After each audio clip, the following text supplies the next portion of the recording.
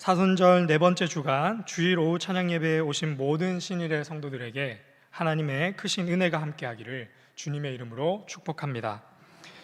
오늘은 3대 교구 주간 예배로 3대 교구가 예배위원을 담당하고 또 3대 교구를 담당하고 있는 제가 설교를 맡게 되었습니다.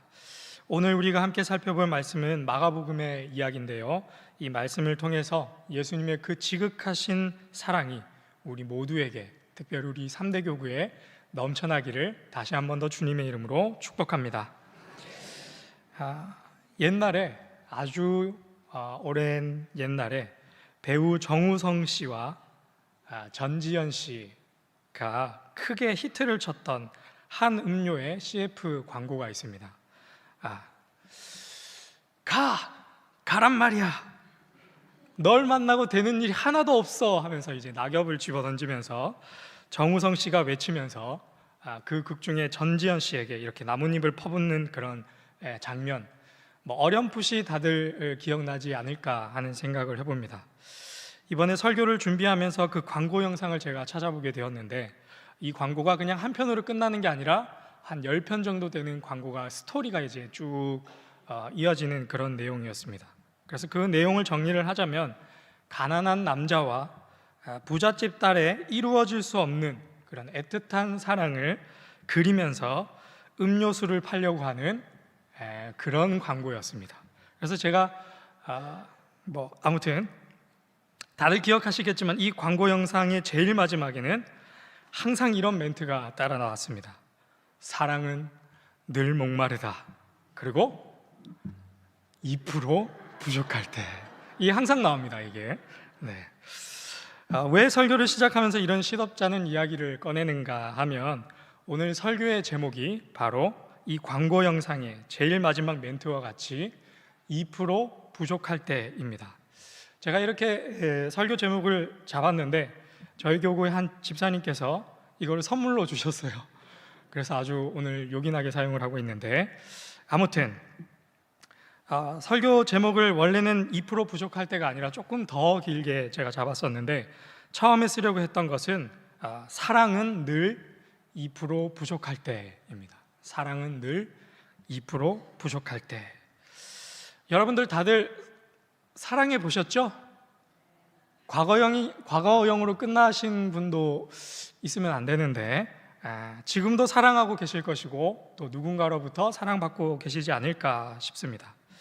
사랑, 여러분은 어떤 모습으로 사랑을 하고 계시고 어떤 모습으로 사랑을 받고 계십니까? 어떨 때 내가 받는다라고 하는 느낌을 받게 되시나요? 사순절 네 번째 주간 사랑이라는 주제로, 그리고 사랑은 늘 2% 부족할 때라는 제목을 가지고 우리 함께 이걸 염두에 두고 말씀을 함께 살펴보도록 하겠습니다. 우리 33절의 말씀을 읽겠습니다. 시작. 가버나움에 이르러 집에 계실새 제자들에게 물으시되 너희가 길에서 서로 토론한 것이 무엇이냐 하시되. 아멘. 예수님께서 가버나움에 있는 한 집에서 머물고 계실 때 제자들에게 이렇게 질문을 합니다. 얘들아, 너네가 이 집으로 오는 그 길에서 아주 뜨겁게 이야기를 나누었는데 그 이야기의 주제가 무엇이냐라고 제자들에게 물어보신 것이죠. 오늘 우리가 읽은 본문 앞에는 아주 중요한 본문이 하나, 이야기가 등장하고 있는데, 그 이야기는 무엇인가 하면 예수님께서 이제 곧 내가 죽게 될 것이고 사람들에게 붙잡혀 죽게 될 것이고 내가 다시 살아날 거야 라는 이야기를 오늘 본문 직전에, 그러니까 그 길, 가버나움의 그 집으로 가는 그 길에서 예수님께서 제자들에게 말씀하신 것이죠. 그리고 이 이야기는 그날 처음 한 것이 아니라 그 전에도 예수님께서 제자들에게 몇 번 이야기를 하셨습니다. 내가 사람들에게 붙잡힐 것이고 내가 죽을 것이고 내가 부활할 것이다 라는 그 메시지를 남기신 것이죠. 우리말에 두말하면 잔소리라는 말이 있죠. 잔소리가 될 만큼 예수님께서 반복해서 제자들에게 그 이야기를 했으니 이제 처음 들은 것도 아니고 한 2번쯤 들은 제자들 입장에서는 이게 무언가 의미가 있는 말씀이구나 라고 생각을 하고 아마 토론을 벌인 것이 아닌가 짐작을 해봅니다. 아마 너희가 토론한 것이 무엇이냐라고 물으셨던 그 예수님도 아마 이런 기대를 가지고 하신 것이 아닐까. 첫 번째 그렇게 말씀하셨을 때는 뭣도 모르고 그냥 한 귀로 듣고 한 귀로 흘렸던 제자들이 이제 한 두 번쯤 이야기하니까 드디어 말귀를 알아듣고 뭔가 이제 새로운 것을 생각하고 준비를 하는구나, 그런 기대를 가지고 얘들아 너네들 길에서 무슨 이야기 나눴니? 이렇게 질문하신 게 아닐까 생각을 해봅니다. 그런데 그 토론의 주제가 뭐였죠? 토론의 주제는 완전히 다른 내용이었습니다. 우리의 기대, 예수님의 바람과는 완전히 다른 내용이었습니다. 우리 함께 34절의 말씀, 노란색으로 진하게 되어 있는 거 유념하셔서 함께 읽겠습니다. 시작. 그들이 잠잠하니 이는 길에서 서로 누가 크냐 하고 쟁론하였습니다. 아멘. 토론의 주제가 무엇이었죠? 누가 크냐. 아주 젠틀하게 말해서 누가 크냐지, 좀 더 직설적으로 말하면 우리들 중에 누가 제일 잘났냐, 이런 이야기를 하고 있었던 것이죠. 그러니까 토론이 아니라 어떻게 보면 말다툼을 하고 있었던 겁니다. 내가 너보다 이렇게 잘났고 내가 너보다는 이런 점이 더 낫고 너는 그래서 이렇게 안 되는 것이고, 이런 이야기들을 제자들이 그 길에서 하고 있었던 것이죠. 나 잘났네, 너 잘났네. 100번 양보해서 사람들이 모이면 항상 이 서열 정리가 되고 이런 것들이 있어서 100번 양보해서 서열 정리, 순위 다툼 할 수 있다고 쳐도, 지금 예수님이 오늘 본문에 앞서서 내가 이제 곧 죽을 것이다 라고 말을 했는데 그 말씀을 듣고서도 서열 정리를 하고 있고 이렇게 말다툼을 하고 있는 모습들. 만약에 제가 예수님이었다라고 한다면 버럭 소리를 지르거나 너네들은 다 파문이야, 절로 나가 하고 새로운 12명을 뽑아서 다시금 시작하지 않았을까, 그런 생각도 한번 해봅니다. 그런데 우리 예수님께서는 그렇게 하지 않으시고 그들에게 아주 친절하게 이렇게 말씀하십니다. 우리 35절의 말씀 함께 읽겠습니다. 시작. 예수께서 앉으사 12 제자를 불러서 이르시되 누구든지 첫째가 되고자 하면 뭇 사람의 끝이 되며 뭇 사람을 섬기는 자가 되어야 하리라 하시고. 아멘. 예수님께서는 자신이 이루실 하나님 나라에는 세상의 가치관과 달리, 너희들의 바람과는 달리 첫 번째가 되고자 하는, 서열 1위가 되고자 하는 사람은 끝사람이 되어야 하고 사람을 섬기는 자가 되어야 한다라고 말씀하셨습니다. 우리가 일반적으로 생각하는 상식은 무엇입니까?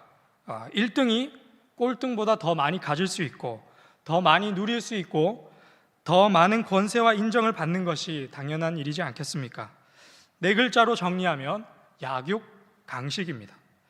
그래서 첫째가 되는 사람이 섬김을 받는 것이고 서열 1위가 되는 사람이 사람 위에 군림하는 것이 당연한 이치일진데, 예수님께서는 그것과는 정반대의 이야기를 말씀하시는 것이죠.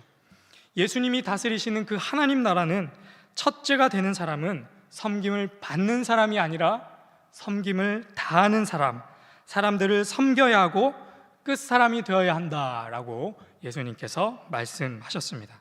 그러니까 요약해서 정리를 하면 예수님을 믿는 사람은, 예수님을 따르는 사람은, 예수님의 제자들은, 주의 성도들은 섬기는 사람이 되어야 한다라고 예수님께서 분명하게 말씀하신 것이죠. 이러한 예수님의 가르침은 여기서 끝나는 것이 아니라 아주 구체적인 예를 들면서 설명을 해주십니다. 우리 함께 36절의 말씀을 읽겠습니다. 36절의 말씀, 시작. 어린아이 하나를 데려다가 그들 가운데 세우시고 안으시며 제자들에게 이르시되. 아멘. 이제 구체적인 예를 들어서 설명을 해주시는데, 누구를 데려다가 세우죠? 어린아이 하나를 데려다가 그들 가운데 세우십니다. 여기서 우리가 던져야 하는 질문은 왜 어린아이 하나를 그 가운데 세웠는가 하는 것입니다. 이 어린아이가 주는 의미가 무엇이기에 예수님께서 섬김에 대해서 말씀을 하시면서 이 어린아이를 그 한가운데 세우셨는가, 어떤 의미를 가지고 있는가 하는 것이죠. 어린아이 하면 뭐가 생각이 나세요? 어린아이. 이제 자녀분들이 있으신 분들은 이제 사랑의 마음, 순수한 마음, 뭐 이런 때묻지 않은 그런 것 생각하실 수 있겠는데, 사실 이때 당시의 어린아이들, 그리고 본문이 의미하는 어린아이는 조금 우리가 생각하는 것과는 조금 다른 의미를 가지고 있습니다. 우리 함께 예시로 삼을 수 있는 마가복음 10장 13절의 말씀을 함께 읽겠습니다. 10장 13절 시작. 사람들이 예수께서 만져주심을 바라고 어린아이들을 데리고 오매 제자들이 꾸짖거늘. 아멘. 어린아이들은 어떤 존재였는가 하면 환영받지 못하는 존재였습니다.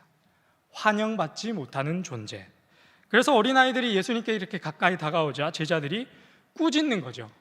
너네 여기 오면 안 돼 라고 이야기를 하는 거죠. 환영받지 못하는 자, 그것이 어린아이가 뜻하는 바입니다.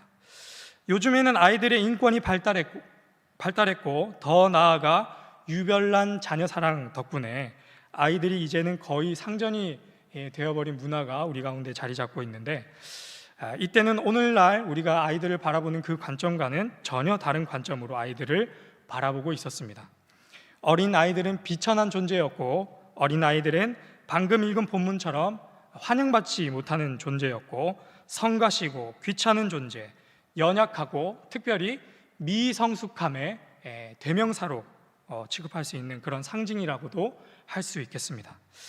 우리나라의 말도 어린이라고 이야기를 하는데, 어리석다라는 말에서 파생된 단어가 어린이다라는 것을 우리가 생각해 본다면, 예수님께서 오늘 제자들 가운데 세워놓으신 그 어린아이는 긍정적인 의미를 가지기보다는 부정적인 의미를 가지고 있다라는 것으로 우리가 이해할 수 있겠습니다.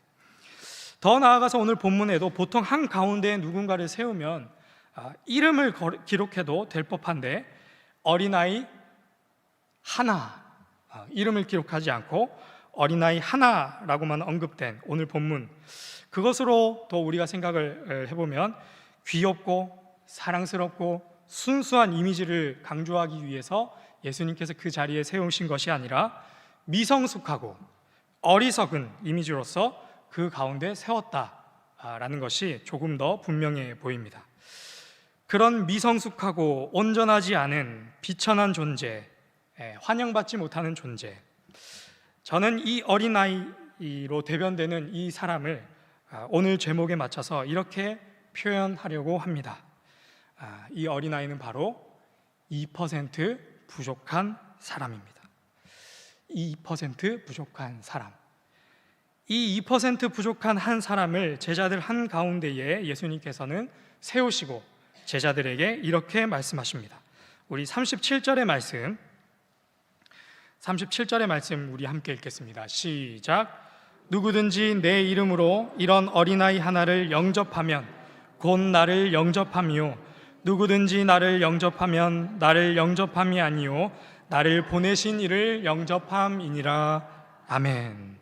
방금 읽은 37절에서 계속 반복되는 단어가 뭐죠? 영접입니다. 헬라어 원어로는 데코마이라는 단어로 친구나, 아주 친한 친구나 가족과 같이 따뜻하게 환대하고 맞아주는 것을 오늘 본문에는 영접이다라고 번역을 했습니다. 이 2% 부족한 사람을 내치지 않고 내버리지 않고 이 미성숙한 그 존재를 친구나 가족과 같이 따뜻하게 맞아주는 것이 곧 100% 완전한 분이신 예수님을 맞이하는 일이며, 그 일은 곧 하나님을 환대하고 섬기는 일이 된다라는 것이 오늘 본문의 교훈이라고 할 수 있겠습니다. 반대로 뒤집어서 생각해 보면 그 2% 부족한 사람, 그 부족함 때문에 그 사람을 멸시하고 멀리하고 환대하지 않는다라고 한다면 예수님을 멸시하고 하나님을 멀리하는 일이 되고야 만다라고 정리할 수 있겠습니다. 그래서 저는 오늘 37절의 본문을 이렇게 한번 바꾸어 보았습니다.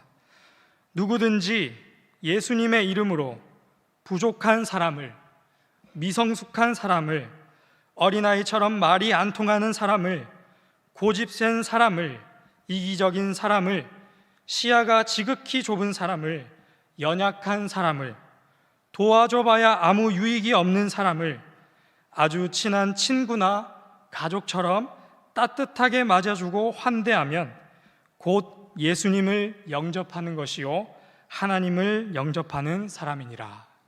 아멘. 사랑은 늘 이 2% 부족할 때에 증명되는 일이 아닌가 하는 생각을 해봅니다. 오늘 설교의 주제는 사랑이고 오늘 설교의 제목은 사랑은 늘 2% 부족할 때입니다.